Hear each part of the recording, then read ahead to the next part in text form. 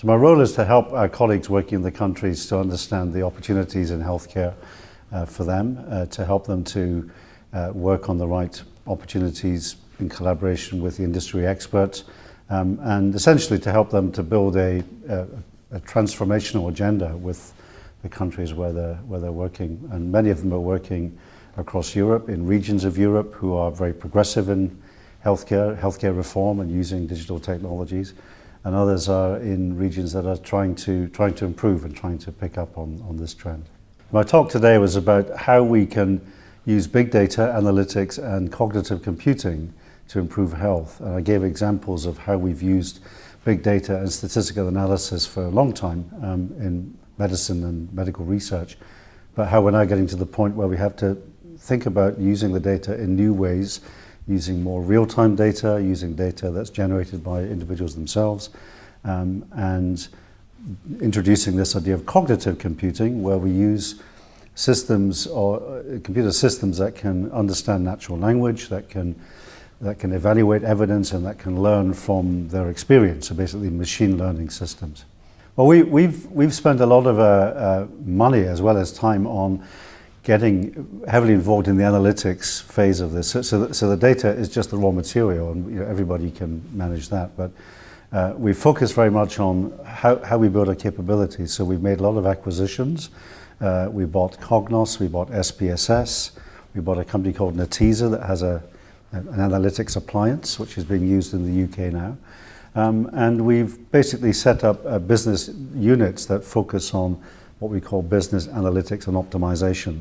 So the idea of using the data to understand how to improve a business, how to improve a healthcare system, how to improve decision making, and then putting that into the hands of the clients that want to really stretch the boundaries. There are a number of issues with trying to get this all to happen in an optimal way, in a way that benefits everybody.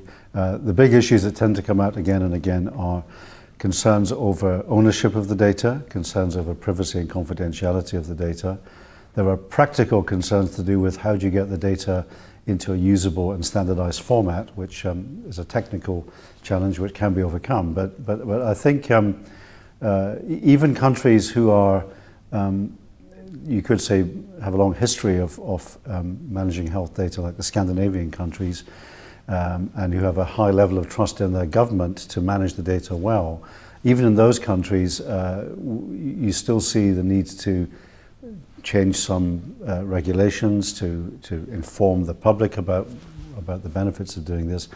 And so it's a question of building up trust and building up the sense that any health information about the individual has more than one purpose. It's for them, it's for their care, but it's also the notion that the information has a higher purpose, needs to be used for medical research, needs to be used for understanding the health risks of the population, and needs to be used to improve the way the system works. So we need to, in a way, stop thinking about secondary use of data, but instead think about how do we get all the available knowledge about the healthcare system into a state where we can use it to benefit the system, the individual, and the people within it. I mean, certainly the UK in general is doing, I'd say, visibly more than most in this area, with organisations being created like Genomics England, with the FAR Institute, with the various medical research collaborations that are going on, the academic health science networks in England too. You can see the UK and Ireland, I'd include perhaps Ireland in this statement too, as being places where the use of big data will start to become every day. It will become normalized. I think many other countries in Europe perhaps are not yet in a position where even data sharing is all that common, let alone aggregating it. So I think a lot of people look at the UK and think this is actually very interesting to see what's happening here. I think the Scandinavians will also be, they've got some fantastic research establishments there too, so they're going to be important.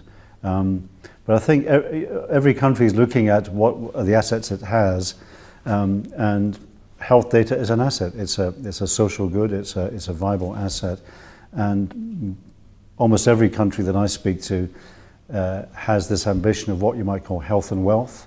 So they want to use the data to improve health, but they also want to generate economic activity around the data.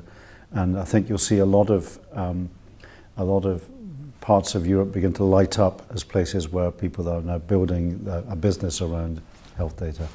So the hot topics for next year, it's always very hard to look into the future and come up with the right answers, but I think what we see is a dramatic increase in interest in mobility in healthcare.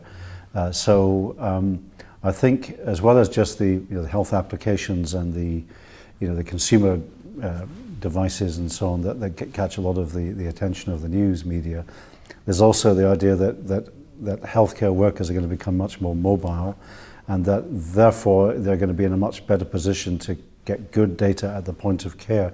Today, a lot of data isn't really captured and codified until after the Medical Act has happened. I think next year we might be looking more into services where the patient's captured at the point of care of dealing with the patient, and also this idea that we need to get the patient-generated information moved across the boundary from the consumer world into the healthcare world. We need to curate the data in because it adds value, but we don't want to overwhelm the medical professionals with too much data. So there's a job to be done in terms of curating all the things we're recording about ourselves into a form that makes it useful for the doctors.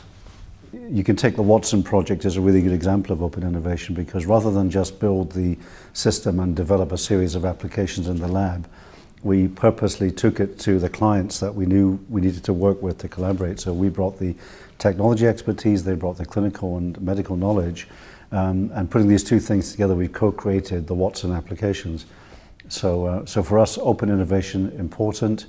I think for the industry, it's doubly important to have everybody working together on the same problem. We need industry, academia, and healthcare systems to really understand how to work well together.